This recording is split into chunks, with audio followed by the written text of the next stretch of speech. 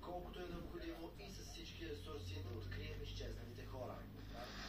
Учени предупредиха, че мощни бури като тази в Испания ще бъдат наблюдавани все по-често. В тази част на годината често се наблюдава този вид бури, предизвикани са от издигането на изпаренията от топлите води в Средиземноморието. Явленията като това ще са все по-често.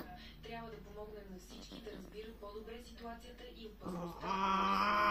Заради огромните бури, пътната линия между Мадрид и Валенсия може да остане затворена за 3 седмици, съобщи министърът на транспорта. А в Брюксел флаговете пред сградата на Европейската комисия бяха свалени. Има пица. В памет на Evo si pri meni. Финансовото министерство на Съединените щати обяви санкции срещу близо 300 лица и организации. Няма да ти взема пица. Ева, Иди, при нея иди. ева. Она ки ти га вземе. Ева ми тук, ева. За военно предназначение. Сред санкционираните има и фирми, които са регистрирани в България. Дома? Спазването на чудовите нещастите